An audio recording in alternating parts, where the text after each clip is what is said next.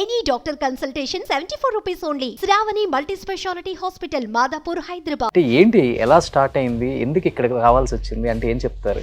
మా అన్నయ్యలు అంతా సర్వీస్ మోటో మాది, మా ఫ్యామిలీ అంతా. Okay. మా అన్నయ్య స్టేట్స్లో ఉంటారు. మా చిన్న ఈ మధ్య కాలంలో ఒక హాస్పిటల్ పెట్టారు, ₹1 కన్సల్టేషన్ హాస్పిటల్. సీమలో అసలు తట్టుకోలేము రాజకీయం. యా ఎందుకంటే అధికారం తెలుగుదేశానికి వచ్చింది. ఇన్ని చేస్తున్నప్పుడు కూడా ఏపీలో జగన్ గారి గవర్నమెంట్ మీద కొంత వ్యతిరేకత వచ్చిందనే నినాదం వినపడుతుంది మనకు అక్కడక్కడ. ఎందుకు అంటే ఏం చెప్పగలరు మీరు? ఎస్పెషల్లీ ఏదో అంటారు చూడండి, నరం లేని చెయ్యి అట్లా.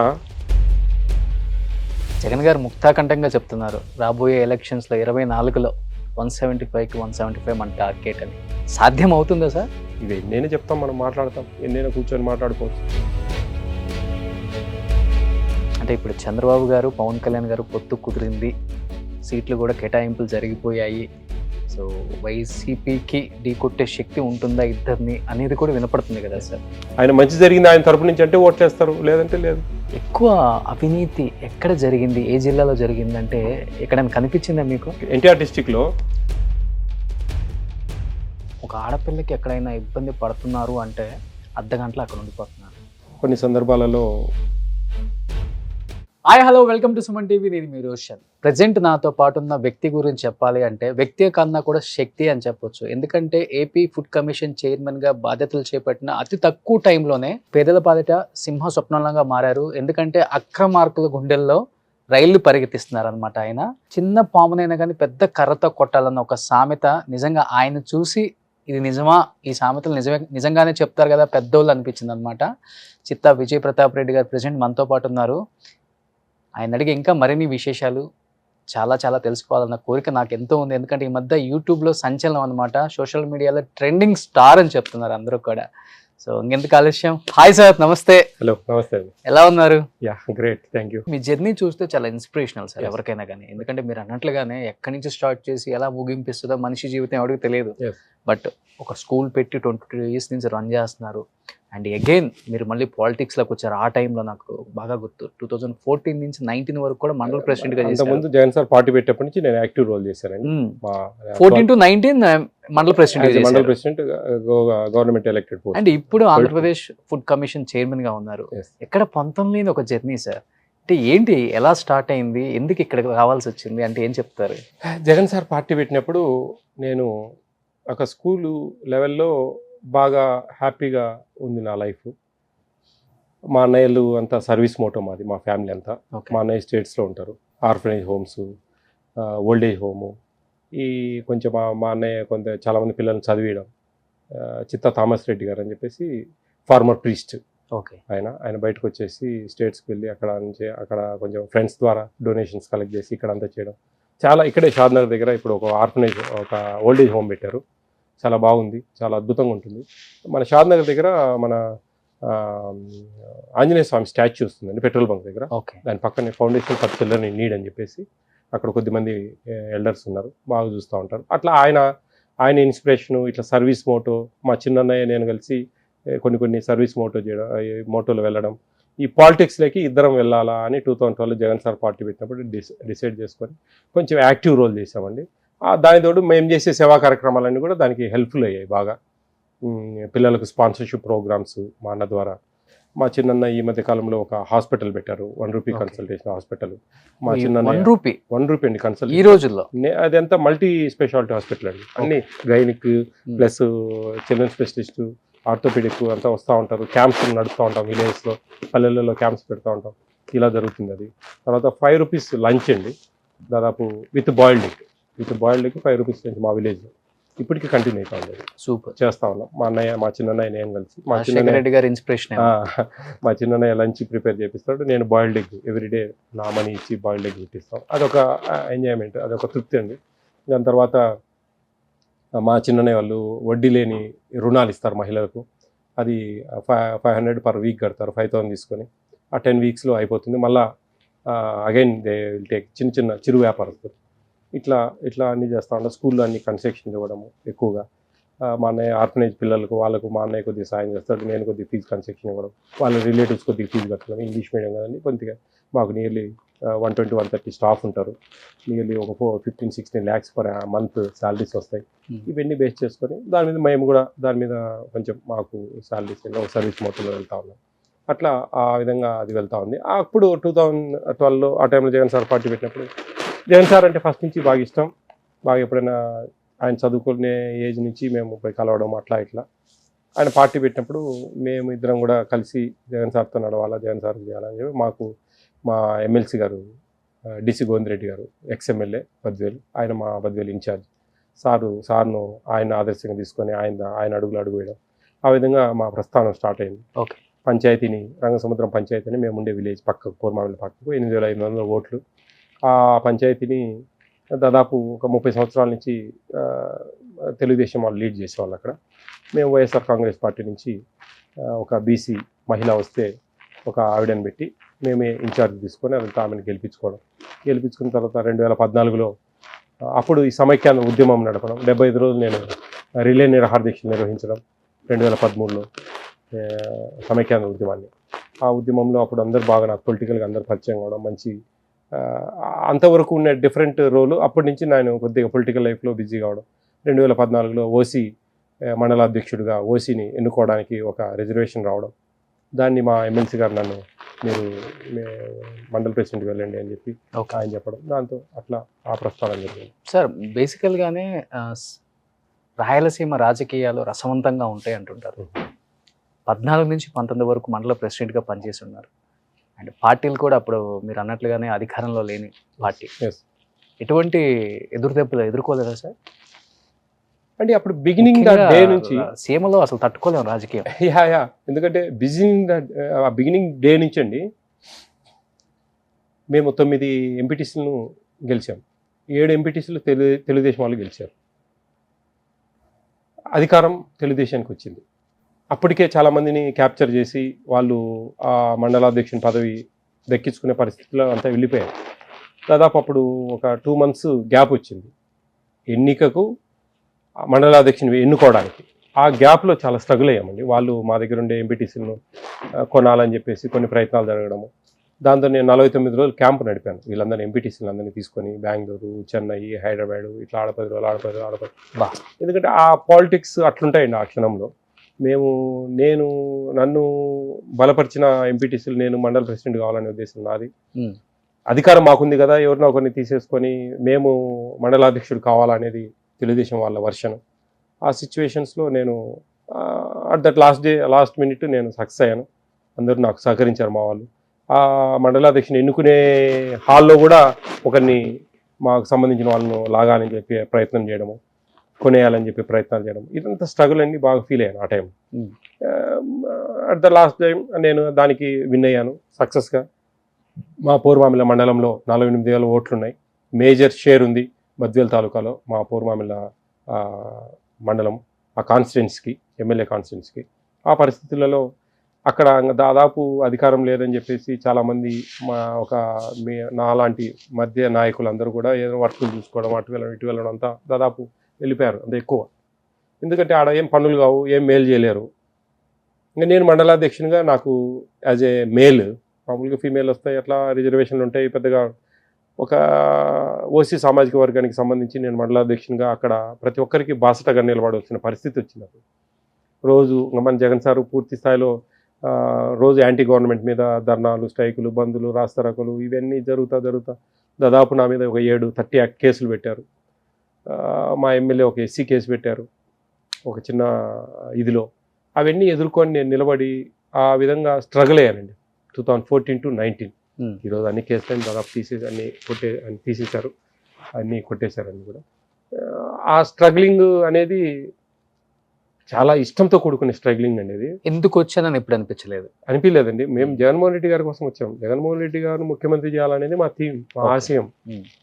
అదే చెప్తున్నాను నేను. ఎంతో డబ్బు ఖర్చు పెట్టాను, నేను ఇష్టంగా ఖర్చు పెట్టాను. ఎవరో చెప్తే ఖర్చు పెట్టలేదు, ఎవరో ఏ లాభం కోసమో ఖర్చు పెట్టలేదు. నేను నా ఇష్టంగా ఖర్చు పెట్టుకున్నా, నా సంతోషంగా నేను చేశాను.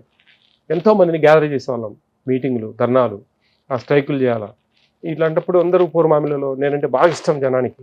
ఎందుకంటే స్ట్రైట్ ఫార్వర్డ్, ముఖం మీద మాట్లాడతా, వాళ్ళకు మా టైంలో వాళ్ళు వచ్చి ఈ పూర్మామిలోకి వస్తే పనులు కూడా ఏమి అయ్యేటివి కాదు. వాళ్ళు హ్యాపీగా నా ఛాంబర్లో వచ్చి కూర్చొని మంచిగా ఒక నీళ్లు టీ తాగిపోయి హ్యాపీగా పోయేవాళ్ళు. ఆ ఫెసిలిటీ కూడా లేదు ఆ క్షణంలో మాకు, మా వైఎస్ఆర్ కాంగ్రెస్ పార్టీకి. ఆ సందర్భంలో దే ఫీల్ వెరీ హ్యాపీ. ఆ టైంలో ఎక్కడ ఏ ధర్నాలకు స్ట్రైకులు పిలిచినా వచ్చేవాళ్ళు, బాగా విరివిగా బాగా పాల్గొనేవాళ్ళు. నేను మొహమాటం లేకుండా స్ట్రైట్గా ఉండేవాడిని. ఈ రోజుకు నాకు ఒక ఆనందం అండి. మా ప్రతాప్ రెడ్డి మాకు మేలు చేశాడు. ఆ టైంలో కూడా ఈ జన్మభూమి కమిటీలను పెట్టి చంద్రబాబు నాయుడు గారు గవర్నమెంట్లో అర్హత కలిగిన ఒక 82 మందికి పెన్షన్లు ఇవ్వలేదండి. నేను సెలెక్ట్ చేసుకున్నా 82 మందిని, వైఎస్ఆర్ కాంగ్రెస్ పార్టీ వాళ్ళకు జన్మభూమి కమిటీ వాళ్ళు టిక్ వేస్తేనే ఆ పెన్షన్స్ వస్తాయి. వాళ్ళకు 200 రూపాయలతో 11 నెలలు నేను పెన్షన్స్ ఇచ్చాను. 82 సొంత డబ్బు, నా సొంత డబ్బుతో ఇచ్చి వాళ్ళనందరినీ కలెక్టరేట్కి తీసుకెళ్ళి కలెక్టరేట్ దగ్గర ధర్నా చేపించి అక్కడ వాళ్ళు నా ఫోర్సు, నా ప్రెజర్ తట్టుకోలేక ప్రతి నెలా కొన్ని ఇచ్చేవాళ్ళు. బాగా యాక్టివ్గా పోయేవాడినండి. ప్రతి విషయంలో డెప్త్కి వెళ్ళేవాడిని. ఎందుకు ఎవరు ఏమి అని వాళ్ళ దగ్గర సమాధానం లేని ప్రశ్నలు వేసి వాళ్ళని ఇరుకుని పెట్టి నాకు సంబంధించిన వాళ్ళకందరూ కూడా అంటే వాళ్ళు అర్హత కలిగిన వాళ్ళు జన్మభూమి కమిటీ అనే ఒక పాయింట్ మీద వీళ్ళు వైఎస్ఆర్ కాంగ్రెస్ పార్టీ వాళ్ళు అనే ఒక ఇది మీద వాళ్ళు ఇచ్చేవాళ్ళు కాదు. దాంతో నేను కొంచెం సక్సెస్ అయ్యాను ఆ విషయంలో. ఇంకా ఇవన్నీ ఉన్నాయండి.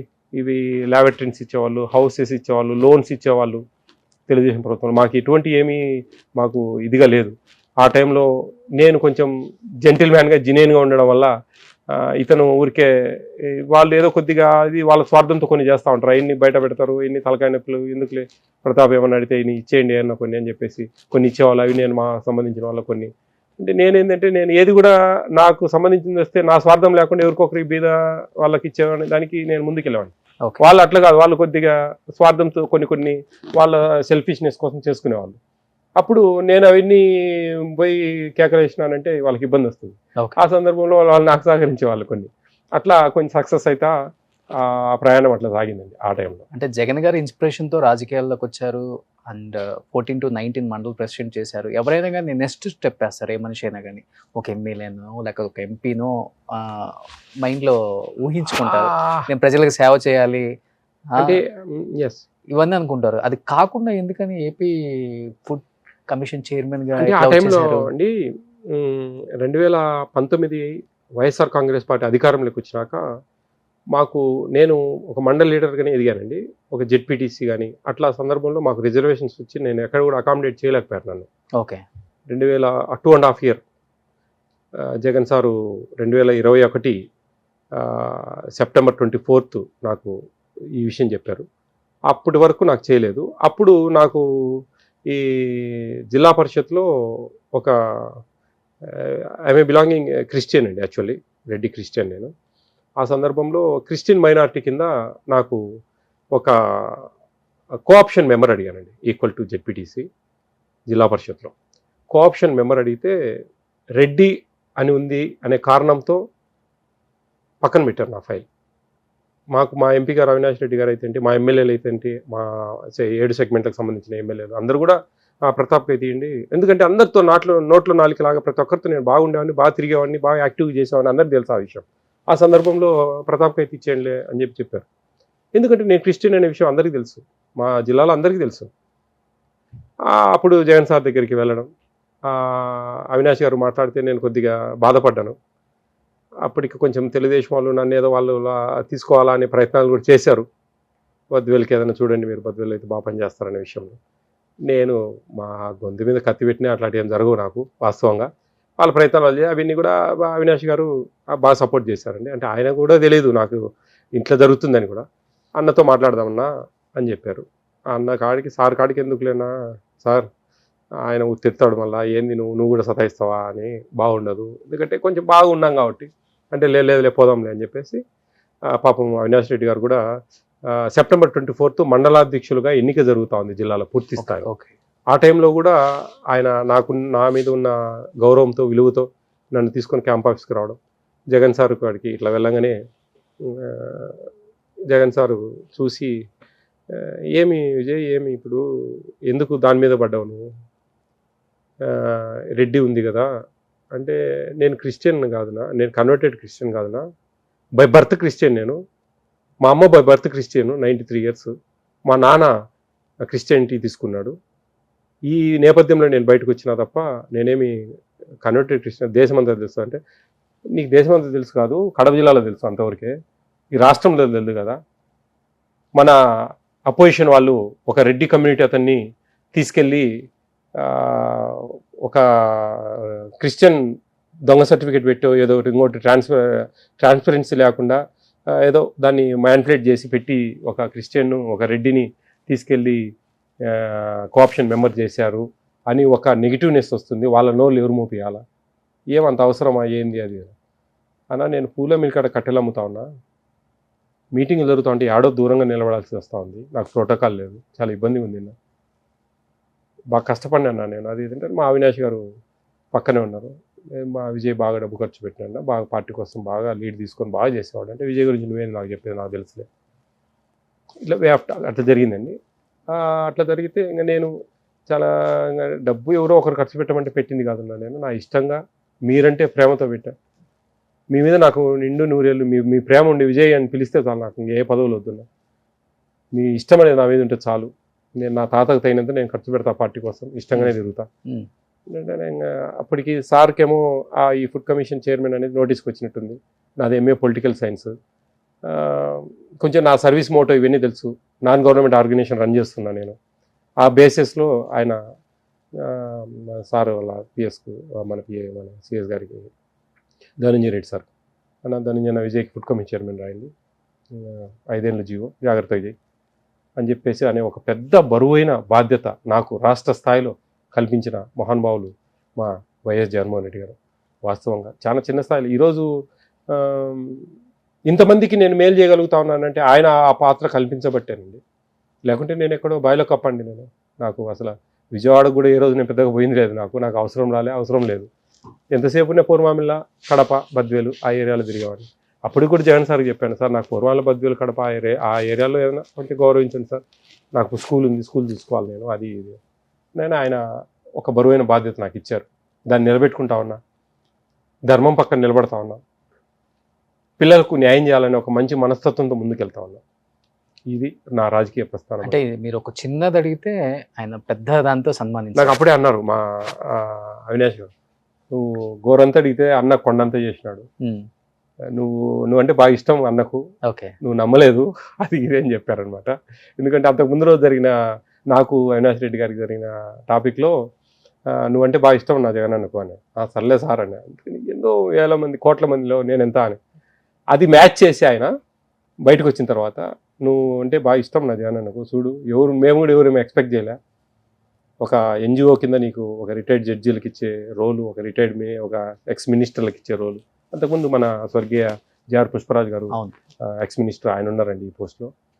తర్వాత నేను ఇట్లా రావడం, ఆ సందర్భంలో ఆయన చెప్పేయడం, దానికి తగినట్టుగా నేను న్యాయం చేయాలని ఒక మంచి దృఢ సంకల్పంతో ముందుకెళ్తా ఉన్నాను. చేయబోతున్నా కూడా నా వల్ల 100% నేను న్యాయం జరుగుతుంది. ఎక్కడ ఒక సింగిల్ ఎన్పీ ఆశపడేది లేదు, స్వార్థానికి లోనయ్యేది లేదు. చాలా కేర్ఫుల్గా ఉన్నా నేను, ఎక్కడ ఎవరికి నేను ఆశించను. అట్ ద సేమ్ టైం నేను పర్ఫెక్ట్గా ఉన్నా, నా లైన్ డిపార్ట్మెంట్లో కూడా పర్ఫెక్ట్గా ఉండాలనేది నా కాన్సెప్ట్. ఎస్, అంటే ఇప్పుడు మీరు అన్నారు డే 1 నుంచి జగన్ గారి ఇన్స్పిరేషన్తోనే పార్టీలోకి వచ్చారు, అండ్ పొలిటికల్గా జర్నీ స్టార్ట్ చేశారు, ఈరోజు మంచి పదవిలో ఉన్నారు. సీఎం కాకముందు నుంచి చూస్తున్నారు కదా జగన్మోహన్ రెడ్డి గారిని, ద వే ఆఫ్ టాకింగ్ కానీ, మనుషులకి ఇచ్చే గౌరవం కానీ, అండ్ ముఖ్యంగా ఆంధ్రప్రదేశ్ డెవలప్మెంట్కి కానీ ఏ విధంగా ఆలోచించేవాళ్ళు ఆయన? జగన్ సారు ఒకటండి, ఆయనకు చాలా డెప్త్గా ఉండేవాళ్ళండి. ఆయన ఎంతసేపు ఉన్నా ఈ ఎకానమీని కొంచెం డెవలప్ చేయాలా, ఈ పేదలను కింది స్థాయి నుంచి వాళ్ళని కొద్దిగా ఒక పై స్థాయికి తీసుకురావాలా, వాళ్ళ కాళ్ళ మీద వాళ్ళు నిలబడే పరిస్థితులు కల్పించాలా. ఎప్పుడు ఒక డే టు డే లైఫ్లో ఒకరి స్థానం కొంచెం పెరగాలనే ఆలోచన ఎవరికైనా ఉంటుందండి. ఆ పెరుగుదల అనేదానికి రాష్ట్ర ప్రభుత్వం ఆధ్వర్యంలో తన చేతుల మీదుగా దానికి సపోర్ట్ చేయాలనేది ఆయన ఇంటెన్షన్ అండి టోటల్గా. ఈరోజు ఇన్ని స్కీమ్లు వస్తూ ఉన్నాయి. ఈ విధంగా ఆయన డైరెక్ట్గా ఎటువంటి మీడియేటర్స్ మధ్యవర్తులు లేకుండా డైరెక్ట్ డబ్బులు వాళ్ళ అకౌంట్లో వేసే పరిస్థితులు కల్పించారు. ప్రతి ఒక్క ఇంటికి సంవత్సరానికి ఖచ్చితంగా ఒక 50,000, 70,000, 80,000 రూపాయలు తక్కువ ఏ ఇంటికి రాలేదండి వితౌట్ పెన్షన్ అనేది పక్కన పెట్టండి, అది ఏ గవర్నమెంట్ వస్తూ ఉంటుంది, అవి లేకుండానే ఆ విధంగా ఆయన చేస్తూ ఉన్నారంటే ఎంత ఇష్టం ఉంటుంది, ఎంత కసి ఉంటుంది ఆయనకు. అది ఆలోచించండి. ఆ కసి అనేది చిన్నప్పటి నుంచి ఉందండి జగన్ సార్కు. ఆయన ఎప్పుడు కూడా మాతో ఎప్పుడైనా మేము జనరల్గా కలిసినప్పుడు ఏదైనా ఇష్యూ తీసుకుపోయినప్పుడు కూడా ఏం చేద్దాం, ఈ గవర్నమెంట్లో అట్లుంది పరిస్థితి, మన గవర్నమెంట్ రాని మనం చేసేద్దాం, మనం ఖచ్చితంగా చేద్దాం, న్యాయం చేద్దాం అని 3-4 సందర్భాల్లో కూడా మాతో డిస్కషన్ వచ్చిందనమాట. అట్లా ఏదైనా జనరల్ టాపిక్ అంటే అంత పెద్ద డిస్కషన్, అంత టైం ఉండదు. పోయినప్పుడు ఏదైనా ఇష్యూ తీసుకెళ్తాం మేము, అలా ఇట్లా జరుగుతూ ఉంది, ఇది పరిస్థితి అంటే ఏం చేద్దాం, ఎంత అయ్యే పరిస్థితి కాదు ఇప్పుడు మన గవర్నమెంట్ రాని, అగెనిస్ట్ గవర్నమెంట్లో అట్లా జరిగిందండి. చాలా ప్రేమగా మాట్లాడతారండి, చాలా ఇష్టంగా మాట్లాడతారు. ఆయన తెలియదు, ఆయన చాలామందికి ఆయన గురించి తెలియదు. చాలా ఏదో అంటారు చూడండి, నరం లేని చెయ్యి, అట్లా ఆయన కరెక్ట్గా ఫోకస్ చేసి ఆయనకు చెప్పేటోళ్ళు కరెక్ట్గా చెప్తే కనుక ఏదైనా సరే ఇంప్లిమెంటేషన్ జరుగుతుందండి ఏపీ స్టేట్లో. బట్ ప్రతాప్ గారు ఒకటైతే చెప్పండి, ఎందుకంటే మేనిఫెస్టోలో ఏవైతే ఇచ్చామో అవన్నీ కూడా పథకాలని మేము ప్రవేశపెడుతున్నాము, స్కీములు ఇప్పుడు వచ్చిన గవర్నమెంట్ ఏ గవర్నమెంట్ ఇవ్వలేదు అని ముక్తకంఠంగా చెప్తున్నారు. బట్ ఇన్ని చేస్తున్నప్పుడు కూడా ఏపీలో జగన్ గారి గవర్నమెంట్ మీద కొంత వ్యతిరేకత వచ్చిందనే నినాదం వినపడుతుంది మనకు అక్కడక్కడ. ఎందుకు అంటే ఏం చెప్పగలరు మీరు ఎస్పెషల్లీ? అండి ఒకటండి, ఇప్పుడు ఏమీ చేయలేనప్పుడు జై జగన్ అన్నాం, ఏమీ చేయలేనప్పుడు, ఎందుకంటే చేసే పరిస్థితి లేదు కాబట్టి. ఈరోజు ఇప్పుడు జరిగే ఏవి కూడా మంచిని చూపించడం లేదండి, దుప్పటి కప్పి ఆపేస్తూ ఉన్నారు. మంచిని, చెడును టార్చ్ లైట్ వేసి చూపిస్తూ ఉన్నారు. ఆ చెడు అనే విషయాన్ని టార్చ్ లైట్ వేసి చూపిస్తూ ఉన్నారు ముఖ్యంగా. ఇది సాటిస్ఫై అయిన వాళ్ళు హ్యాపీగా ఉన్నారండి. వాళ్ళు ఎవరు they can't come out and tell them, చెప్పరు వాళ్ళు పెద్దగా. అదే సాటిస్ఫై కాని వాళ్ళు వాడు వచ్చి కేకలేస్తాడు బయటకు వచ్చి, నాకు ఇది జరగలేదు, అది ఎందుకు జరగలేదు. ఫర్ ఎగ్జాంపుల్ అండి, ఇదంతా పక్కన పెడదాం, ఒక ఇల్లు రాలేదు ఒకతనికి, ఒక స్థలం ఇవ్వలేదు. జగన్ సార్ దాదాపు 30 లక్షల మందికి ఈ ఉండే ఇంటి వసతి కార్యక్రమాలని చూస్తూ ఉన్నారు. ఒక ఇల్లు రాలేదు వాడికి, నాకు ఇల్లు రాలేదని కొట్లాడతాడే తప్ప వాడికి ఎప్పుడో ఇచ్చింది గవర్నమెంట్ ఇల్లు. రాజశేఖర రెడ్డి సార్ గవర్నమెంట్లోనే వాడికి ఇల్లు ఇచ్చింది. ఆ ఆప్షన్లో వానికి యాక్సెప్ట్ చేయదు సిస్టమ్. ఇంకొక పథకం ఒక లోన్స్ ఉన్నాయి. ఆ లోన్స్లో వాడు ఎప్పుడో తీసుకొని ఎగరగొట్టడమో లేకుంటే కట్టకపోవడం ఏదో జరిగి ఉంటుంది. ఇప్పుడు నాకు రాలేదు, నాకు జగన్ గవర్నమెంట్ నాకేం జరగలేదు అనేది ఎంతవరకు సమంజసం? వాళ్ళు అదంతా చూపిరు. మాకు ఇల్లు రాలే, మాకు జగన్ గవర్నమెంట్లో ఇల్లు రాలే, మాకు పెన్షన్ రాలే, నీకు అర్హత ఉందా లేదా, వాళ్ళ పారామీటర్స్ ప్రకారం నువ్వు అర్హునివే కాదా అనేది కూడా చూసుకోవాలి కదండి. ఆ చూసుకునే పరిస్థితి లేదు. ఆ నెగిటివ్నెస్ అనేది యాంటీ గవర్నమెంట్ ఎక్కడైనా బయటకు వెళ్తుంది. అవును, బాగా వెళ్తుంది. మంచి అనేది కొద్దిగా స్ప్రెడ్ కాదు. అది ఈరోజు గడప గడపకు ప్రభుత్వం మన ప్రభుత్వం అని చెప్పి జగన్ సార్ చేస్తున్న కార్యక్రమంలో ఎమ్మెల్యేలందరూ కూడా చాలా అద్భుతమైన కార్యక్రమం అండి. వాస్తవంగా ఎవరికి ఎక్కడ ఏముంది అని తెలియని పరిస్థితుల్లో ఉన్న ఈ ఎమ్మెల్యేలందరికీ కూడా ఏ సందులో ఏముంది, ఏ ఇంచి చూడగలుగుతా ఉన్నారు. చాలా కింది స్థాయికి వెళ్ళి వాళ్ళ అవసరాలు, వాళ్ళకు ఏ స్కీములు వస్తున్నాయి, ఏ స్కీములు రావట్లేదు అని చెప్పి వాళ్ళు చేయగలిగే స్థాయికి వెళ్ళారంటే అది జగన్మోహన్ రెడ్డి గారి ఆలోచన. ఆయన ఆలోచనకు ఈరోజు ప్రతి ఒక్క ఎమ్మెల్యేలు కూడా వెళ్తూ ఉన్నారు. గౌరవ ఎమ్మెల్యేలు తిరిగే దాంట్లో చాలా అర్థం ఉంది. చాలా సమస్యలు తీరుతూ ఉన్నాయి. ప్రతి ఒక్క ఈ సచివాలయానికి ఇంత డబ్బుని కేటాయించారు, ఆ డెవలప్మెంట్స్కి అయితే ఏంటి ఇవన్నీ ఎంతో జరుగుతూ ఉన్నాయండి. ఇది చూడండి, ఫర్ ఎగ్జాంపుల్ 20 మా పూర్వామిల మండలం తీసుకుంటే సెంటర్ నుంచి 25 కిలోమీటర్లు అటు, ఒక 20 కిలోమీటర్లు ఇటు ఉందండి. 25 కిలోమీటర్ల దూరం నుంచి ఒక మండల ఆఫీస్కు రావాలంటే 25 కిలోమీటర్లు రావాలండి. బస్సెస్ లేవు సరిగా. ఆ పరిస్థితుల్లో ఈరోజు నీకు 1 కిలోమీటర్ సరౌండింగ్స్లో సచివాలయం వచ్చింది, నీకు బ్రహ్మాండంగా చేసుకుంటా ఉన్నావు అన్ని పనులు, అవసరం లేదు పూర్వామిలతో. అట్ ద సేమ్ టైం ఎక్కడ కూడా ఏపీ స్టేట్లో ఒక రైతు ధాన్యము ప్రకృతి చేస్తూ ఉంది గవర్నమెంట్. రైతు భరోసా కేంద్రాలు పెట్టారు, విలేజ్ క్లినిక్స్ పెట్టారు. ఇవన్నీ కూడా అభివృద్ధి కదండి. ఎందుకు మనము ఎక్కడో పెద్ద పెద్ద బిల్డింగ్లు కడితేనే అభివృద్ధి, ఇన్ని అభివృద్ధులు కాదా? 100% అండి. ఇవన్నీ చాలా గ్రౌండ్ లెవెల్లో చాలా మేలు జరుగుతూ ఉంది, చాలా మంచి జరుగుతూ ఉంది. ఈరోజు జీడిపి ఎట్లా పెరిగిందండి ఏపీ స్టేట్ది మొత్తం. మన ఇండియాలోనే కరోనా టైంలో జీడిపి ఎందుకు అంత ఉన్నతమైన స్థానానికి వెళ్ళింది ఆంధ్రప్రదేశ్ అంటే? ప్రతి ఒక్కరి స్కీమ్స్ ద్వారా డబ్బులు వేసారు అకౌంట్లో. ఒక పేదవాడికి డబ్బులు ఇస్తే వాడు యూటిలైజ్ చేస్తాడండి. ఒక డబ్బున్నాడికి డబ్బులు ఇస్తే వాడేమో యూటిలైజ్ చేయడు. వాడు ఏదో ఒక ప్రాపర్టీ కొనుక్కుంటాడు, ఇంకోటి చేస్తాడు. అదే పేదవాడైతే వాడు పోయి ఇంటికి కావాల్సిన సరుకులు అయితేంటి, బట్టలు అయితేనేంటి, ఇంకొకటి చదువులకు పిల్లలకి అయితేనేంటి అట్లా ఉపయోగపెడతారు. ఆ డబ్బులు బాగా రొటేట్ కావడం వల్లనే కదా ఈరోజు అది జగన్మోహన్ రెడ్డి గారికి సాధ్యమైందండి. ఇది చాలా క్షుణ్ణంగా, సంక్లిప్తంగా ఆలోచించి దాని మూలాలు తీస్తే ఆయన ఏం చేస్తున్నారు అనేది అర్థమవుతుంది. జగన్ గారు ముక్తాకంఠంగా చెప్తున్నారు రాబోయే ఎలక్షన్స్లో 24లో 175కి 175 మన టార్గెట్ అని. సాధ్యం అవుతుందా సార్?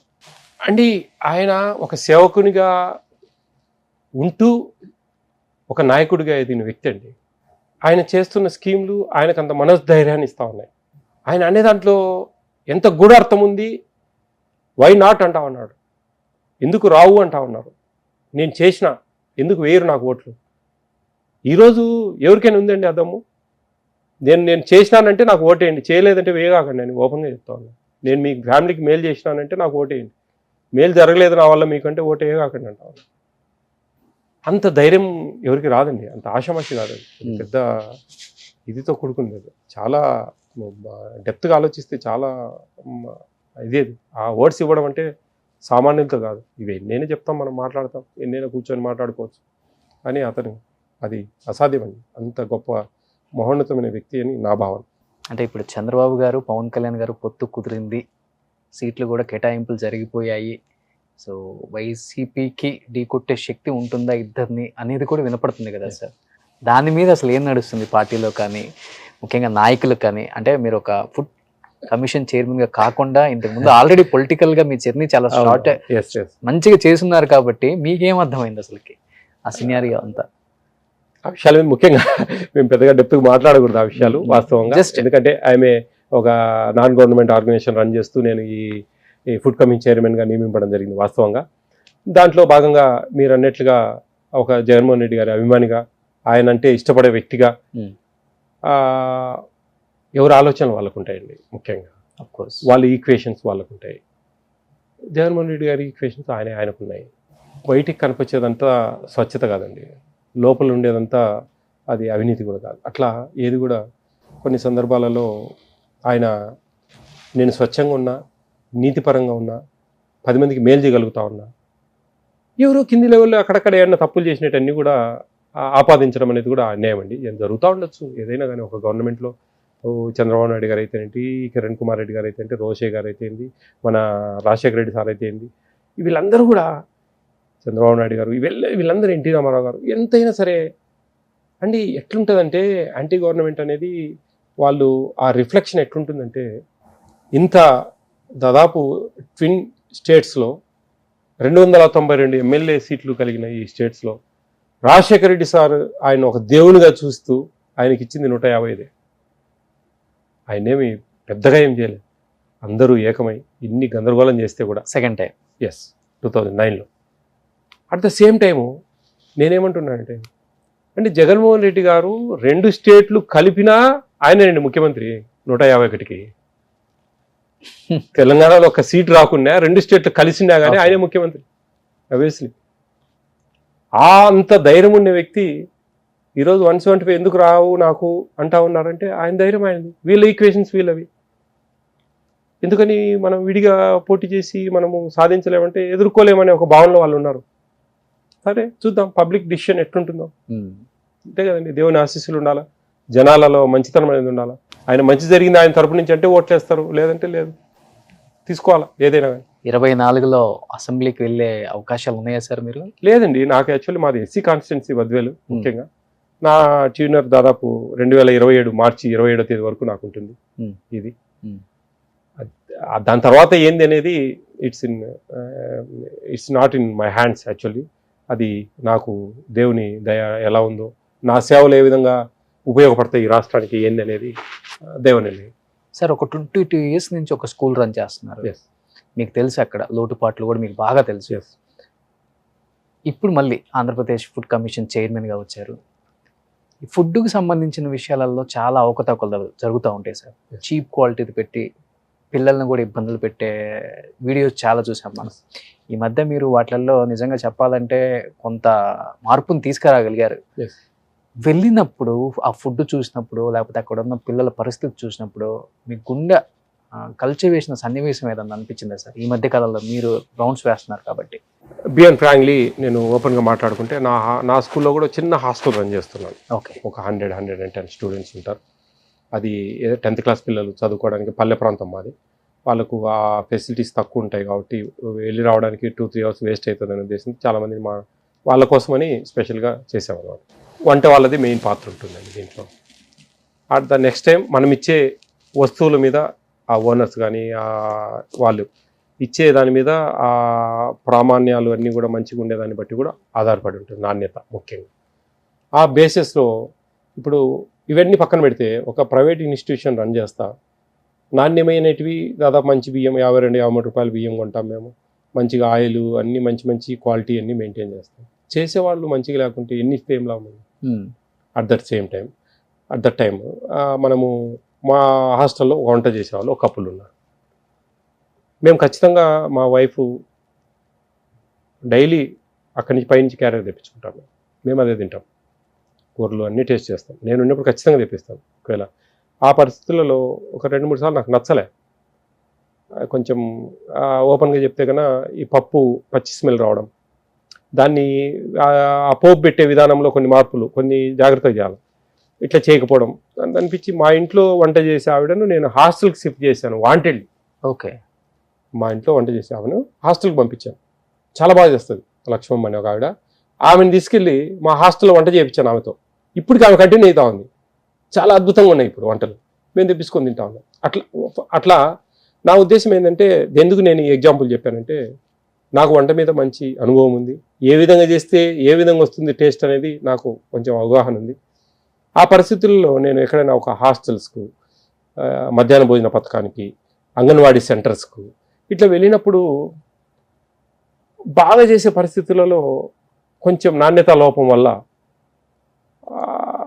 దాదాపు ఒక 47 రూపాయల 67 పైసలు పోస్ట్ మెట్రిక్ పిల్లలకు గవర్నమెంట్ ప్రొవైడ్ చేస్తూ ఉంది వితౌట్ రైస్. ఓకే. 2 సార్లు చికెన్ ఇవ్వాలి వీక్లీ. చికెన్ ఉన్నప్పుడు ఎగ్ ఉండదు, మిగతా టైంలో ఎగ్స్ ఇవ్వాలి డైలీ. ఎందుకు 47 రూపాయల 67 పైసలు సరిపోవు అనేది నా వాదన. చేయొచ్చండి. అట్ ద సేమ్ టైం ఆ రుచి చేసే విధానంలో తేడాలు ఉంటాయి. అవన్నీ కొంచెం మనసు పెట్టండి అమ్మా, ఇష్టంగా చేయండి.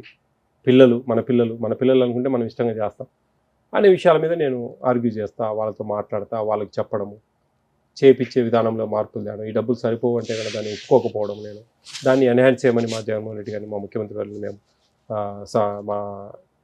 వివరించాము. ఇవన్నీ కూడా జరుగుతాము. ఎన్హాన్స్ చేస్తే ఇంకా ఇంకా మంచి నాణ్యతమైన భోజనాలు ఇచ్చేదానికి ఆస్కారం ఉంటుంది. అట్లా ఆ విషయాలలో అప్పుడప్పుడు బాధేస్తుంది. ఎందుకు పిల్లలు తల్లిదండ్రులు వదిలేసి వస్తారండి హాస్టల్కు? చదువులు మంచిగా ఉండాలి. అవన్నీ పక్కన పెడితే ముందు ఫుడ్ ఇంపార్టెంట్. అవి ఉంటేనే కదండి చదువులు వచ్చేది, పిల్లలు ఆటలాడుకునేది, వాళ్ళ యాక్టివ్గా ఉండేది, వాళ్ళ శారీరక దారుడిత బాగా పెరిగేది. ఇట్లాంటి పరిస్థితులు ఒక అరకులో ఒక స్పోర్ట్స్ హాస్టల్ ఉంది. ఇది tribal sports hostel AP state మొత్తానికి గాను అరకులో ఉంది. వెళ్ళాను నేను అక్కడికి. నాన్ వెజ్ అండి, ఈవినింగ్ టైం. నాన్ వెజ్ అని చెప్పినారు కదా అని రోజు చేపలు చేయడం మొదలుపెట్టాను. నాన్ వెజ్ అంటే చేపలు కాదు కదండి, ఒకరోజు చికెన్, ఒకరోజు నాన్ వెజ్, చేపలు కూడా ఇవ్వదు. చేపలు ఏమంటే చీప్ అక్కడ, అవి పెడతా ఉన్నారు. వాళ్ళు పిల్లలు ఆడుకునే వాళ్ళండి మంచిగా. వాళ్ళు స్పోర్ట్స్ హాస్టల్ది, వాళ్ళు స్పోర్ట్స్ మీద కాన్సన్ట్రేషన్. వాళ్ళ శరీర దారిటి ఉండాలంటే ఖచ్చితంగా మంచి ఫుడ్ ఉండాలి. డైలీ నాన్ వెజ్ ఉంటుంది. వాళ్ళు రోజు చేపలు చేసి మొదలు పెట్టడం గట్టిగా అరిచి వచ్చాను. వాళ్ళ హెడ్కి అంతా ఇన్ఫర్మేషన్ ఇచ్చాను. ఇది కాదండి, వీక్లీ 1-2 చేపలు, ఒక 2 చికెన్, ఒక 2 మటన్. వాళ్ళకి డిఫరెంట్గా ఉంటుంది, ప్రైస్ కూడా చాలా ఎక్కువ ఇస్తారు. ఓకే. అవి మీరు చేయొచ్చు కదండి. ఇట్లా చేయడం అన్యాయం కదా పిల్లల్ని. ట్రైబల్స్ అని చెప్పేసి వాళ్ళని మనం ఎక్కడో దూరంగా ఉంది హాస్టల్, ఎవరు వస్తారు ఇక్కడ పట్టించుకునే వాళ్ళు ఎవరు ఉండరులే అంటే కష్టం కదండి. నేను ఆ వీడియో కూడా ప్రమోట్ చేశానండి కమిషన్లో. చూశాను. అది తప్పు కదండి. అది ఆ పరిస్థితులలో అట్లా ప్రతి ఒక్కటి కూడా క్షుణ్ణంగా చూస్తూ ఉన్నాం. ఇంకా నా ఉద్దేశం ఏంటంటే, ఈ వీడియోస్ పెట్టడము ఇవన్నీ ఏదో కొంతమంది నాకు కామెంట్ చేస్తూ ఉంటారు, ఏదో ట్రెండ్ క్రియేట్ చేయాలా, ఆయన పబ్లిసిటీ కోసం. ఇంకోటి నాకెందుకండి పబ్లిసిటీ, నాకేం అవసరం? లోపాలను ఎత్తి అవసరం మంచి పని. లోపాలు ఎత్తి చూపిస్తా ఉన్నా. ఇంకొకరు చేయాలంటే భయపడాలా, తప్పు చేయాలంటే. ఎక్కడ ఈ యూట్యూబ్లలో సోషల్ మీడియాలలో పెట్టి మమ్మల్ని మేము అవమానానికి గురైతామేమో అనే భావన కలగాల అని ఒక మంచి ఇంటెన్షన్తో చేస్తున్నాను నేను. అంతేగాని నా స్వార్థం ఏం లేదు అక్కడ. నాకేం వస్తుందండి? నేను ఇంట్లో కూర్చుంటే నా జీతం నాకు ఇస్తారు, నేను హ్యాపీగా తిని పడుకోవచ్చు, సమస్య కాదు. కానీ ఎందుకు తిరుగుతా ఉన్నా? నేను ఇచ్చిన ఒక మంచి పొజిషన్ను దాన్ని యూటిలైజ్ చేసి నా వల్ల ఏం జరగాల, ఏ విధంగా ప్రభుత్వానికి మంచి పేరు రావాలా, పిల్లలకు చేరేది చేరాలా, వాళ్ళ మెనూ ప్రకారం జరగాల, డివియేషన్ జరగకూడదు. అది రైట్ కదండి, వాళ్ళ రైట్ వాళ్ళు సాధించుకోవాలంటే వాళ్ళకి తెలియజేయాలా. భయపడిచ్చి బెదిరించి పిల్లల్ని ఏం సాధిస్తారండి ఎవరు కూడా? తప్పండి, ఇది తప్పు, 100% తప్పు. ప్రతి ఒక్కరికి నేను ఇదే మీ ద్వారా తెలియజేస్తా ఉన్నా. మార్పు అవసరం, మార్పు రావాలి. మంచిదండి, పిల్లలకు మంచి భోజనాలు పెడితే ఇంకా మన సొంత డబ్బులతో పెట్టాలా, మనం అయితే కనుక ఆ విధంగా జరుగుతూ ఉంటుంది. నేను ఎక్కడికి పోయినా కానీ పిల్లలకి ఏమైనా చిన్న చిన్న గిఫ్ట్లు ఇవ్వడము, చాక్లెట్లు ఇవ్వడము, అవి ఇవి అయినా ఇవ్వడము, ప్రైజ్లు ఇవ్వడము, అదొక తృప్తి అండి. పిల్లలు ఎంతో గొప్ప మాట్లాడుకుంటారు. కొంతమంది నాకు కామెంట్స్లో ఉంటాయండి, మాకు పలానా టైంలో నేను పలానా హాస్టల్లో ఉన్నా సార్, ఒక పెంచలయ్య గారు అని చెప్పి ఒక వార్డెన్ ఉండేవాళ్ళు, చాలా బాగా చూసుకునేవాళ్ళు, ఆయన బాగా మాకు మంచి భోజనాలు పెట్టేవాళ్ళు అని చెప్పేసి. ఆ క్రెడిబిలిటీ కావాలి కదండి మీకు. డెఫినెట్గా కావాలంటే మీరు మంచిది కదండి. ఏమవుతుంది చెప్పండి? వాళ్ళకే పెట్టమంటా ఉన్నాం. మనం ఏమన్నా మీ ఇంటి దగ్గర నుంచి తెచ్చి పెట్టమనిలే, ఎన్హాన్స్ చేయలేదు, డబ్బులు సరిపోవడం లేదంటా ఉన్నారు. సార్, ఈ డబ్బులు సరిపోలేదు అనే పదానికి ఇన్ని జిల్లాలు తిరుగుతున్నారు కదా, మీరు తనిఖీలు చేస్తూ ఉన్నారు. ఎక్కువ అవినీతి ఎక్కడ జరిగింది, ఏ జిల్లాలో జరిగిందంటే ఎక్కడైనా కనిపించిందా మీకు? చాలా వరకు ఫుడ్ విషయంలో చాలా మార్జిన్ ఉంటుంది కూడా వాళ్ళకి. ఎస్ అవినీతి ఆ వర్షన్. ఒక నిమిషం అండి, నేను ఈ సరిపోవడం లేదు, అటెండెన్స్ 100% వేస్తూ ఉన్నారండి ప్రతి హాస్టల్స్లో. హాలిడేస్ అనేటివి ఉండవు వాళ్ళకు. ఓకే, క్రిస్మస్ హాలిడేస్కు ఉంటాయి, అటెండెన్స్ ఉంటుంది. జనవరి 1 అటెండెన్స్ ఉంది, ఎందుకంటే అర్లియర్ జరిగింది కాబట్టి చెప్తున్నాను. ఓకే, మరి ఫుల్ అటెండెన్స్ ఎట్లా వేసారండి? మీరు ఇంటికి వెళ్ళారు కదా పిల్లలు, ఆ డబ్బులు ఏమైంది? ఓకే, సరే, నేను అడగడం లేదు ఆ విషయం. అది డెప్త్కు పోయి ఇంకా భూతత్వం పెట్టి ఎతికితే చాలా దొరుకుతాయి మాకు. కానీ నేను అడగడం లేదు ఆ విషయం. ఆ డబ్బులు ఇట్లా చేసుకోండి, పిల్లలు ఇంకా ఎక్కువ పెట్టచ్చు, ఇంకా మంచిగా చేయొచ్చు. ఒక స్కూల్కి వెళ్తే నేను ఎన్టీఆర్ డిస్టిక్లో లేని వర్షన్, వాళ్ళకు సాంబార్ లేదండి ఆ రోజు. ఒక టమాటా కర్రీ పెట్టారు, చట్నీ పెట్టారు, వెజిటబుల్ ఫ్రైడ్ రైస్ పెట్టారు. వాళ్ళకి లేదు సాంబారు, కానీ ఇస్తూ ఉన్నారు ఆడ. ఎందుకు ఇస్తూ ఉన్నారమ్మా మీరు అంటే, పిల్లలు బాగా ఇక్కడ తిని స్ట్రెంత్ బాగా ఉంటే మాకు మేలే కదా, మాకు డబ్బులు వస్తాయి కదా. తక్కువ, ఇప్పుడు 1000 మంది పిల్లలు ఉన్న దగ్గర 100 మంది తింటే నష్టం వస్తుంది నీకు. అదే 700, 800, 900 మంది తింటే వాళ్ళు ఎక్కువ మంది తింటే అని ఆమె చెప్పిన సమాధానం నాకు ఆశ్చర్యానికి గురయ్యాను. అరే కరెక్టే కదా, లాజికే కదా ఇది. చూడండి వాళ్ళకున్న ఇది, పిల్లలు ఎంతమంది ఎక్కువ మంది తింటా ఉంటే మనకు అంత చేస్తాం మనం, ఆ డబ్బులు వచ్చే డబ్బుల్లో మనకు మిగిలేదానికి ఆస్కారం ఉంది కదా అనేది ఆమె వాదన. నాకు I appreciate her actually. I feel very happy also. ఎందుకంటే చూడు చాలా బాగుంది, చూడు థాట్. అట్లాంటి సందర్భాలలో మీరు ఆబ్సెంటీస్ వేసుకుంటూ అటెండెన్స్ చేస్తూ ఉన్నారు, మంచిగా చేసుకోండి. సరే ఏముంది, చిన్న చిన్న మనకు ఎన్హాన్స్ చేస్తారు, ఆ విధంగా జరుగుతుంది. కోఆపరేట్ చేయండి, ఏం పెద్ద విషయం కాదు. పిల్లలతో పనులు చేపించడము, వాళ్ళతో పూరిలో తీయడము, ఫైన్స్ కలెక్ట్ చేయడము హాస్టల్స్లో, ఇవన్నీ ఎక్కడ యాక్ట్ లేదు కదండి, మీకు జీవో లేదు కదా. మీరు why are collecting the fines, మీకు ఆ రైట్ లేదు, చేయకూడదు, తప్పది. అట్లాంటి విషయాలు జరుగుతూ ఉన్నాయి. అవన్నీ కూడా అట్లా హాస్టల్స్లో రెక్టిఫై చేసేదానికి ఆస్కారం ఉంది, చేస్తూ ఉన్నా జరుగుతుంది కూడా. నెక్స్ట్ మీరు అన్నట్టుగా ఏ జిల్లాలో బాగుంది అని చెప్పారు. నాకైతే ఇప్పటి వరకు ఏ జిల్లా సాటిస్ఫైడ్గా లేనండి. Okay, B N frankly. నెక్స్ట్ ఒక 6 నెలలు 1 year తర్వాత మీతో ఇలాంటి ఇంటర్వ్యూ సందర్భం జరుగుతుంది. అప్పటికేమన్నా నేను సెలెక్ట్ ఇచ్చారా సార్ అన్ని జిల్లాలకి? 100% అండి. 10 months అయింది ఇప్పటికి. నేను ఎక్కడ కూడా నేను కేసులు పెట్టలేదు, ఎక్కడ ఫైన్ వేయలేదు, ఎక్కడ యాక్ట్ ఇంప్లిమెంటేషన్ చేయలేదు, ఎక్కడ సస్పెన్షన్కు నేను రికమెండ్ చేయలేదు కదండి. 10 months అయింది. 577 విజిట్ చేశాను, 26 డిస్ట్రిక్ట్స్ తిరిగా. ఎక్కడ నేను జరిగాయి. ఒక 4 రేషన్ షాప్ డీలర్స్ను సీజ్ చేయించాను, ఒక అంగన్వాడీ వర్కర్ను డిస్మిస్ చేయించాను. అంటే ఆ పరిస్థితులు అక్కడ అంతవరకే. దాని తర్వాత నేను అంతా రెక్టిఫై చేసుకోండి అని నాకు ఎంత నెగిటివ్గా, ఈయన ఏమి చేయలేడు, ఏమీ చేత కాదు, ఇతను ఊరికే షో చేస్తూ ఉన్నాడు అని ఎంత నెగిటివ్గా నా మనసు నొచ్చుకునే విధంగా ఎంతమంది నాకు కామెంట్లు పెడతా ఉంటారు. అయినా కానీ ఐ డోంట్ కేర్. వాళ్ళకు టైం ఇవ్వాలి, వాళ్ళ కడుపు కొట్టడం అనేది ధర్మం కాదు. సస్పెండ్ చేస్తే ఏందండి, ఒక 6 నెలలు సస్పెండ్ చేస్తారు. మనకు వాళ్ళ ఎస్ఆర్లో సర్వీస్ రికార్డులో ఎంటర్ అవుతుంది. రేపు పెన్షన్లప్పుడు ఇవ్వరు, సతాయిస్తారు. మీకు ఇది రెడ్ మార్క్ ఉంది, దీన్ని బేస్ చేసుకొని మీకు పెన్షన్ ఇప్పుడు ఇవ్వలేమని చెప్పి చాలా ఇబ్బందులు గురవుతాయి. ఆ ముసలి వయసులో వాళ్ళు పడే బాధలు నాకు శాపమే. ఎందుకంత అవకాశం ఇద్దాం, మార్పు తెద్దాం. తప్పదన్నప్పుడు తప్పదు, అది వేరే విషయం. విజిట్స్ అన్ని కూడా వితౌట్ ఇన్ఫర్మేషన్, చాలా వరకు ఇన్ఫర్మేషన్ ఒక 50% వెళ్తుందండి, ఒక 50% వెళ్ళదండి. ర్యాండమ్గా వెళ్తూ ఉంటాం మేము. ఆ సందర్భాలలో మేము కొన్ని లొకేషన్ పెట్టుకొని డైరెక్ట్ వెళ్ళిపోతాం. కొన్ని ఎవరు అధికారులు మీరు మా వెనక రండి అని చెప్పి వెళ్ళిపోతాం మేము. వాళ్ళు అంతవరకు వాళ్ళు మాకు చూపిస్తే మేము వాళ్ళకి చూపిస్తాం. అట్ ద సేమ్ టైం నాకు వచ్చిన కంప్లైంట్ని బేస్ చేసుకొని పలానా దగ్గరికి వెళ్ళాలని లాస్ట్ మినిట్లో చెప్తాం మేము ఆ ఊరికి వెళ్ళినప్పుడు. అట్లా ర్యాండమ్గా వెళ్తూ ఉంటాం. సర్ప్రైజ్ విజిట్స్ వెళ్ళాలా, ఒక కామన్ మ్యాన్ లాగా వెళ్ళాలంటే నాకు కాదు కదండి. నాకు థ్రెట్ ఉంటుంది, నాకు ప్రాబ్లమ్స్ ఉంటాయి, ఎంతోమంది ద్వేషిస్తారు నన్ను. కోట్ల మంది ఆశీర్వదించినా ద్వేషించే వాళ్ళు కూడా ఉంటారు నన్ను, ఎందుకంటే వాళ్ళకి జరిగిన ఇబ్బందుల వల్ల, నా వల్ల. అటువంటిప్పుడు నాకు కూడా నేను ఒక్కరిని లింగని పోతే ఆడ లేనిపోని తలనొప్పులు, అది ఒక అవమానం, రాష్ట్రానికి పెద్ద అది ఒక నెగిటివ్నెస్ వస్తుంది. అది కాదు కదా, నాకు ఒక సిస్టమ్ ఉంది, నాకు సంబంధించిన లైన్ డిపార్ట్మెంట్స్ వాళ్ళంతా రావాలా. నేను ఎక్కడంటే రూట్లోకి వెళ్ళినప్పుడు ఎవరంటే వాళ్ళు కలుస్తూ ఉంటారు నాకు దారిమడి. ఒక అంగన్వాడీ సెంటర్కి వెళ్ళినప్పుడు అక్కడ ఉండే పీడీ సిడిపిఓ ఉండాలి. నెక్స్ట్ ఒక హాస్టల్కి వెళ్ళేటప్పటికి నెక్స్ట్ ఆ పక్కనే నాకు దానికి సంబంధించిన డీడీలు కానీ కోఆర్డినేటర్ కానీ వాళ్ళు ఉండాలి, డిస్ట్రిక్ట్ సంబంధించిన వాళ్ళు. నెక్స్ట్ ఒక రేషన్ షాప్ వస్తుంది, దానికి సంబంధించిన డిఎస్ఓ ఉండాలి. నెక్స్ట్ ఇంకొక మాతృవందన యోజన, పిఎం మాతృవందన యోజన ప్రోగ్రామ్ సంబంధించిన గర్భిణీ స్త్రీలు ఉంటారు, వాళ్ళకి సంబంధించి మాట్లాడాలంటే డిఎంహెచ్ఓ ఉండాలి. ఇట్లా వాళ్ళందరూ ఆయన కమిటీ తిరుగుతూ ఉంటారు. అందరినీ 2 days 3 days ఉంటాయి మాకు. తర్వాత రివ్యూ పెడతాం, లోటుపాట్లన్నీ వివరిస్తాం జాయింట్ కలెక్టర్ గారికి, ఎందుకంటే కన్సల్ట్ పర్సన్ ఆయన. జాయింట్ కలెక్టర్ గారికి అన్ని వివరిస్తాం. ఈ విధంగా 26 జిల్లాల్లో జరిగినాయి. అందరికీ నేను ఒక పరిచయం లాగా, ఒక కూల్ వేవ్లో అందరినీ నేను మాట్లాడుకొని అందరికీ నేను వివరించడం జరిగింది. దాదాపు ఒక 30-40% మార్పు వచ్చిందండి. అదేనండి మీ సోషల్ మీడియాను అందరినీ నేను విజ్ఞప్తి చేసేది ఏంటంటే, ఏపీ స్టేట్ ఫుడ్ కమిషన్ అనేది ఒక మంచి వ్యవస్థకు నాంది పలికే సందర్భం అండి ఇది. ఈ సందర్భంలో ప్రతి ఒక్కరూ బాధ్యతగా తీసుకొని దానికి సంబంధించిన లోటుపాట్లు ఏమైనా ఉంటే కనుక మాకు వీడియో రూపాలలో పెడితే కనుక ఖచ్చితంగా చర్యలు తీసుకుంటాం. 2-3 సస్పెన్షన్లు ఇటువంటి ఏర్పడినాయి అంటే కనుక ఇంకొకరు భద్రంగా ఉంటారు, జాగ్రత్తగా ఉంటారు. ఇప్పుడు అంతా డేటాస్ ఉన్నాయి, ఆండ్రాయిడ్ ఫోన్స్ ఉన్నాయి. గ్రడ్జితోనో ఇంకొకతో మమ్మల్ని తప్పుతో పట్టియద్దండి ఎవరు కూడా. చాలా పర్ఫెక్ట్గా మేము నీతి నిజాయితీ చేస్తూ ఉన్నాం, మంచిగా చేస్తూ ఉన్నాం, చేయాలనే ఒక పట్టుదల. దానికి అందరూ కూడా కోఆపరేట్ చేసి జాగ్రత్త చేస్తే 100% న్యాయం జరుగుతుంది. మెయిన్గా మీలో బాగా నచ్చింది ఏంటంటే, ఇప్పుడు అందరికి కూడా ఒక ఆడపిల్లకి ఎక్కడైనా ఇబ్బంది పడుతున్నారు అంటే అర్ధగంటలో అక్కడ ఉండిపోతున్నారు. అంటే మీకు 2 అబ్బాయిలు అమ్మాయిలు లేరు కాబట్టి ఆ ఎమోషన్ అనేది అలా క్యారీ అవుతుందా? యాక్చువల్లీ అండి నాకు 2 కొడుకులండి. ఆ సందర్భంలో పాప కావాలని చెప్తే మా వైఫ్ ఒప్పుకోలే. దాంతో తర్వాత ఏమైనా నాకు పాపను అడాప్ట్ చేసుకుందాం అనుకున్నా, మాకున్న స్కూల్ బిజీలో నేను కష్టము. అంతకుముందు మా అమ్మ కొంచెం మంచిగా ఉండే, అంటే మా పిల్లలు పెద్దవాళ్ళు అయ్యేటప్పుడు ఆమె కోఆపరేషన్ ఉండేది నాకు.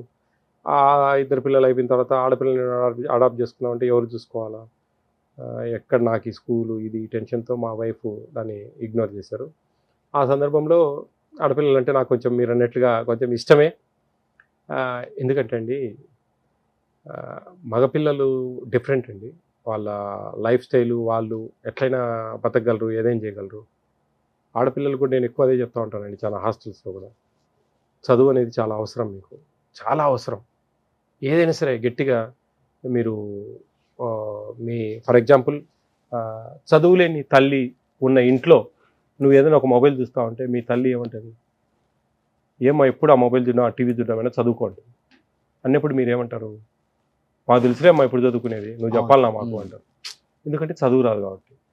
అదే పరిస్థితి ఆ పాపకు పెద్ద అయిన తర్వాత వాళ్ళ పిల్లల ద్వారా ఆ ఇష్యూ రాకూడదు. ఒక చిన్న తన పిల్లలను కూర్చోబెట్టుకొని ఒక 2 ప్రాబ్లమ్స్ అడిగారనుకోండి, ఒక 2 టేబుల్స్ అడిగారనుకోండి, 2 క్వశ్చన్స్కి ఆన్సర్ అడిగారనుకోండి, ఆ పిల్లలు ఏమంటారండి, మా అమ్మకు చదువు వస్తుంది, మా అమ్మ దగ్గర జాగ్రత్తగా ఉండాలా, ఇష్టంగా. డెఫినెట్గా సార్.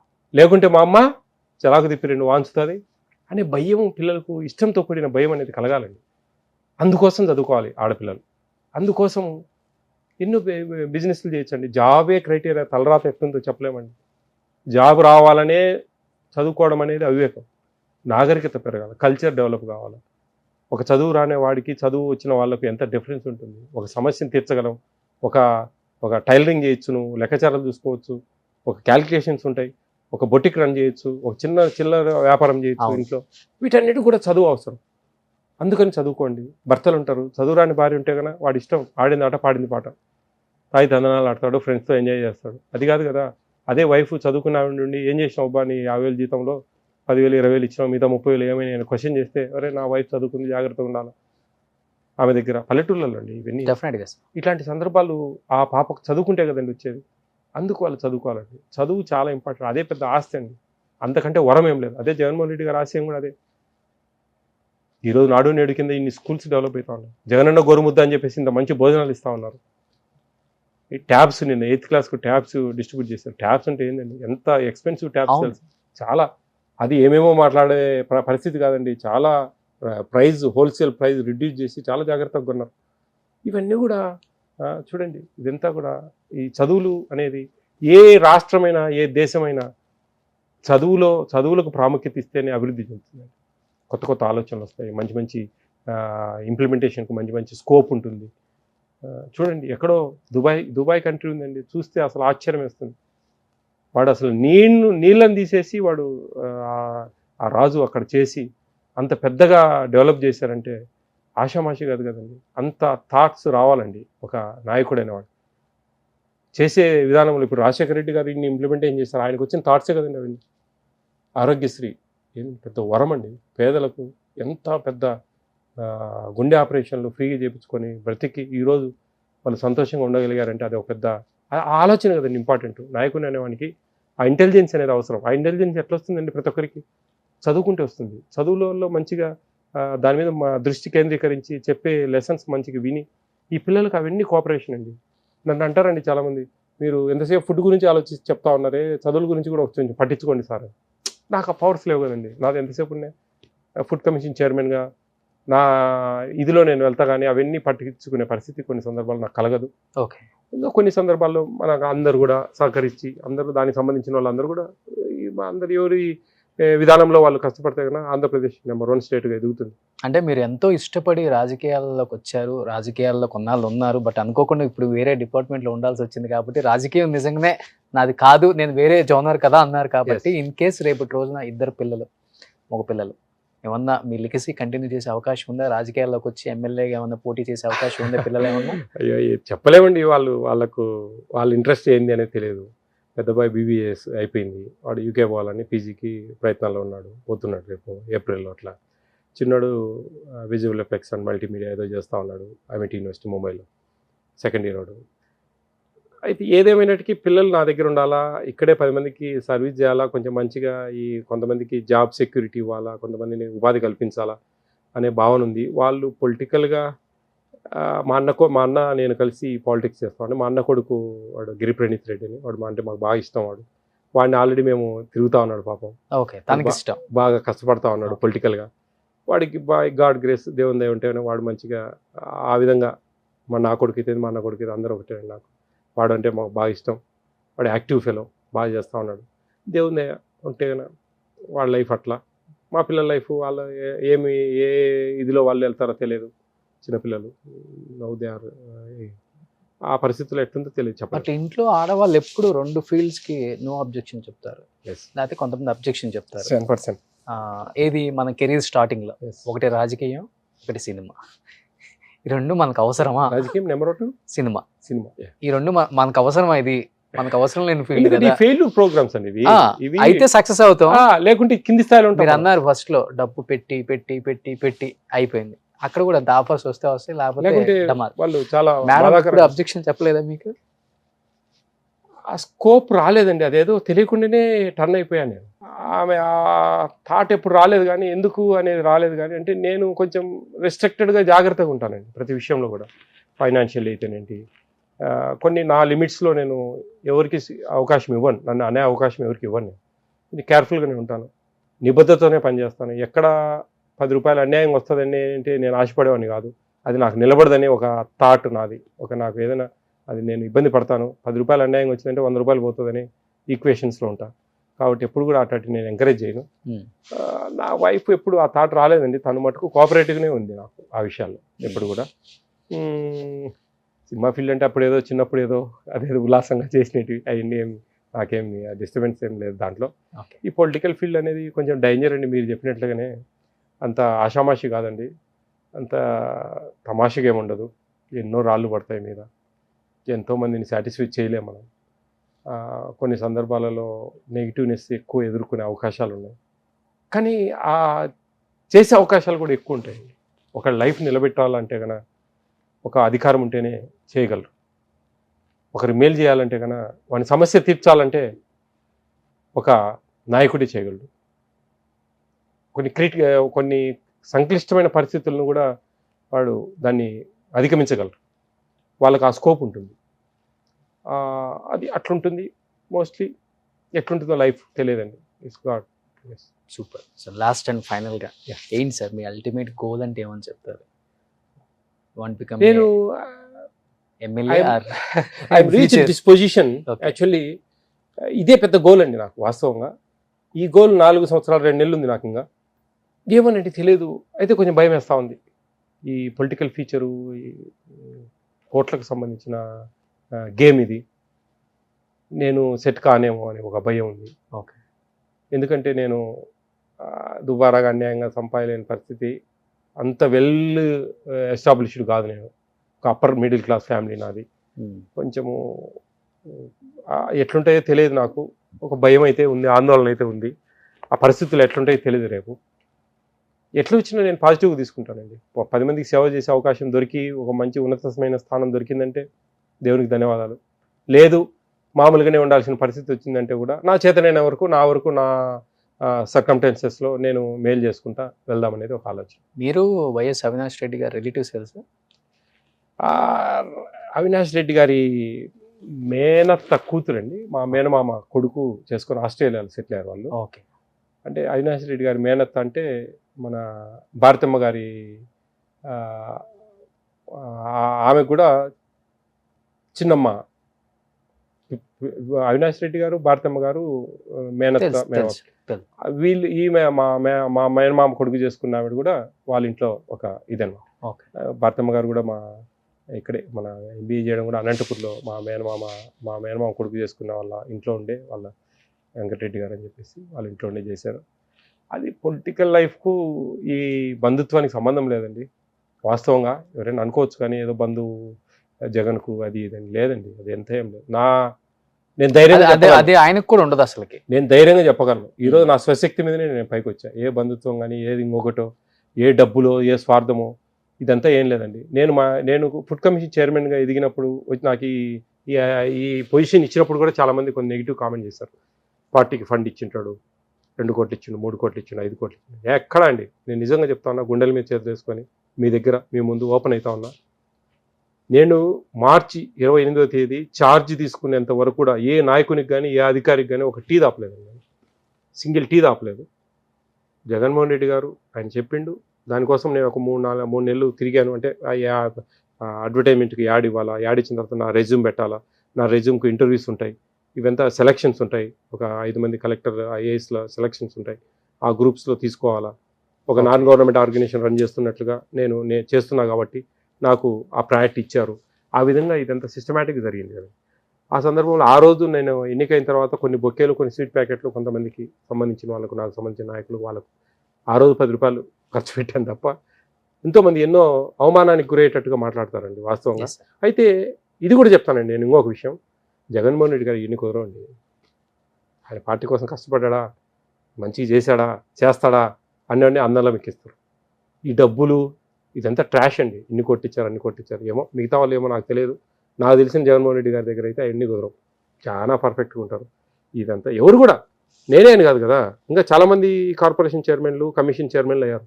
ఎవరు కూడా ఏ సింగిల్ ఎంపీ ఖర్చు పెట్టకుండా వచ్చినట్టు వాళ్ళ స్థితిగతుల మీద, వాళ్ళు పార్టీకి చేసిన సేవ మీద ఆధారపడే అవన్నీ సాధించుకోగలిగారు తప్ప ఎవరు కూడా ఈ లాబింగ్ అనేది లేదండి ఇక్కడ.